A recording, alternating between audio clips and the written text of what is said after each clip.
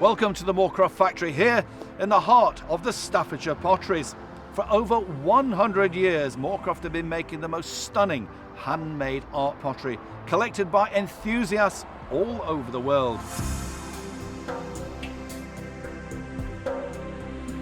The unique selling point of Moorcroft is the fact that it is still handcrafted here in our factory.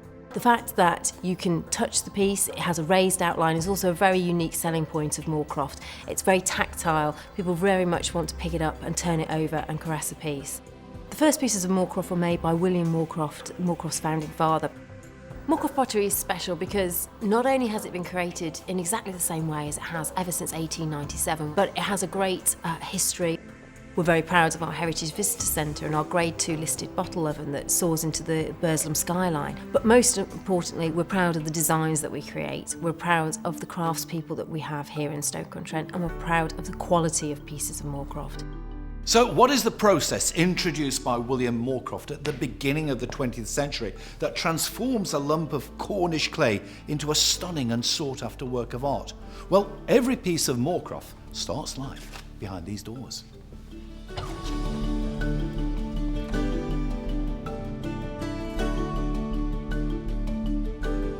So here we are in the design department, and we're going to be following the progress of an 8-inch ginger jar decorated in a pattern known as Queen's Choice.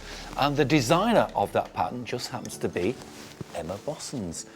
So Emma, just talk me through the process, because it looks a bit weird and wonderful. You can hardly see the ginger jar. What's going on here?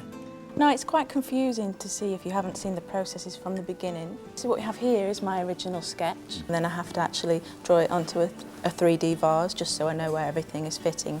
And then what I will do then is use one of these transparent films, and I then take the drawing from that 3D shape, so it has to go flat again. And the darts are so that it's like dressmaking, so that it fits around. And then what I will do is to create a neat version of that, and then that neat version will then go to the tracers, and they will trace these lines and rub it onto a damp pot. Everybody at the factory can submit designs, which is how I came to be in the design studio. Lucky for me? Well, I say lucky for you. I think lucky for Moorcroft. Here we are in the mould making department, and Trevor, it's down to you to actually come up with these sort of bespoke moulds and designs. How does it all start? Start with something like this from a drawing, and then from that drawing, what I'll do then is go about to make a model of the shape that's wanted.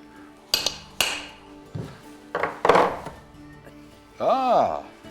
So you end up with your case, which is used time and time and time again to make your working moulds. You end up with a nice, smooth, finished working mould. Everything's done in-house. So every Moorcroft shape is individual, and it is only ever used by Moorcroft. That's right, yes. What do you do to get it to the stage of where it's going to be ready to be taken out of that mould? Well, my first process would be actually to fill the mould with slip, as you can see. When you say slip, that's a sort of a liquid clay, yes? Liquid clay, yes. But hang on a minute, aren't you just going to get a solid mass of clay if you were to do this? No, because after around about 1.5 hours, I will tip the liquid slip out of the mould. This is one you made earlier? This is one I did earlier. Okay. Just turn it on its side. So I'll take it apart and I shall show you what we'd actually finished up with. Oh, wow. It's magic. It is, isn't it? Yes. So, Steve, your official title is Turner, is that right? Turner, yeah. There are 3 pots here. What sort of state are these in? What we call these is leather hard. They've been dried overnight in the conditioning room, so they're just nice and ready for turning. Now refine the top first. Now, you're doing all this by eye, aren't you? Yeah. This is the burnishing. This removes the marks. It's changing colour. Yeah. What it also does, it brings the moisture back to the surface. That is incredible.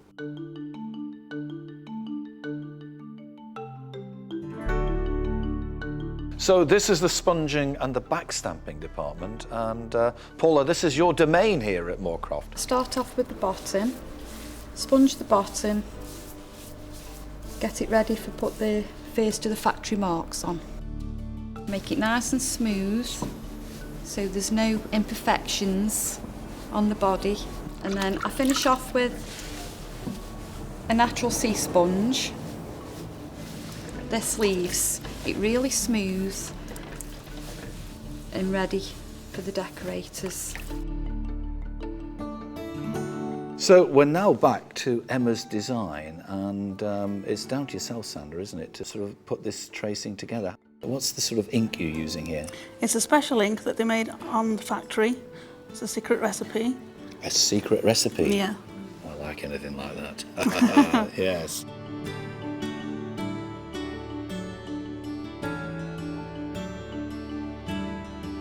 I've got to say, Marie, you're making this look easy, but I can see that it's absolutely critical that you line up this, this tracing. We have to line it up exactly, because if we go to match it up around the other side and it doesn't fit, then it has to be taken off and we do it again.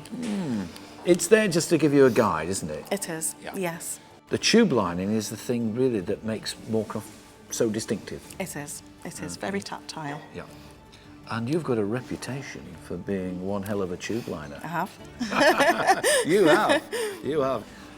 I have to say that's incredibly delicate work. I'm actually applying slip from the slip house that's been slightly modified. So how long would it take you to actually fully tube line this pot? This pot takes about 3 hours to tube line. 3 hours? Yes.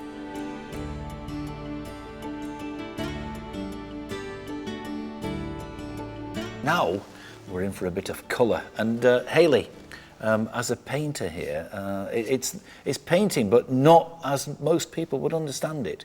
There's a bit more to it than that, isn't there? Yes. What we use a metallic oxide-based paint, and we flood into the defined tube-lined area. So it's a very, very watery colour. The brush doesn't actually touch the pot. Because the pot hasn't been fired at this stage, it's very absorbent, so the colour just sinks in.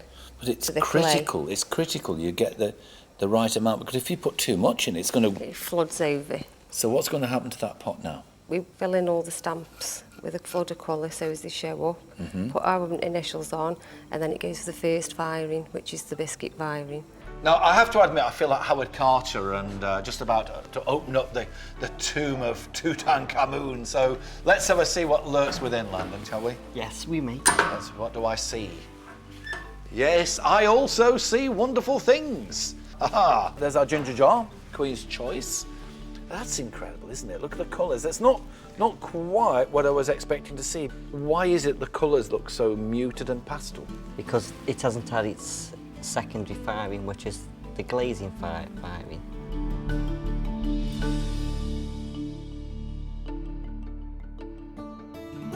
You know, the great thing about Moorcroft pots is that they're full of information, aren't they, on the base? And you're just about to put a mark on here for...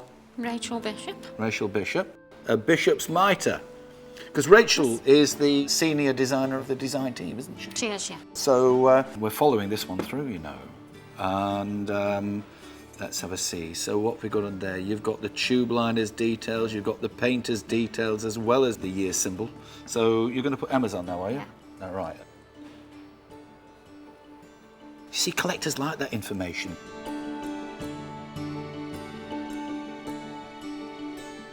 So our ginger jar uncover has gone through the biscuit firing, and it's found its way to yourself, Mark. This sort of suspension of glass, which the glaze is going to melt, and that's going to form almost like a glaze covering, if you will. Yes. So these are now ready to go off to the kiln. Yes. I can't wait to see, just how these all turn out afterwards.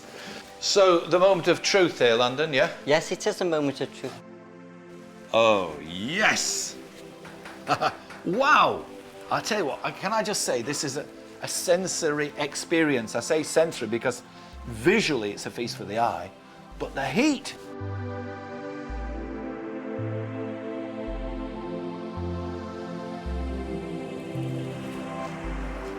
There we are. Look at that.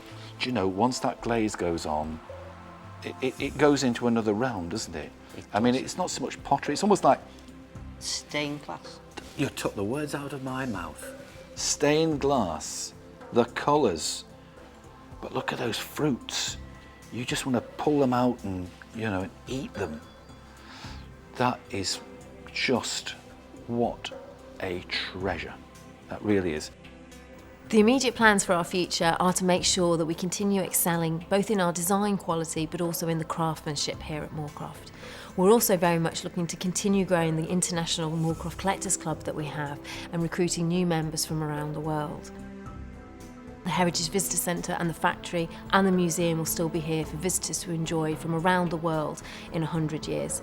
And they'll be meeting the new staff of that time, the new designers of that time. And I very much hope that they'll still be striving for excellence in the same way that we strive for it today.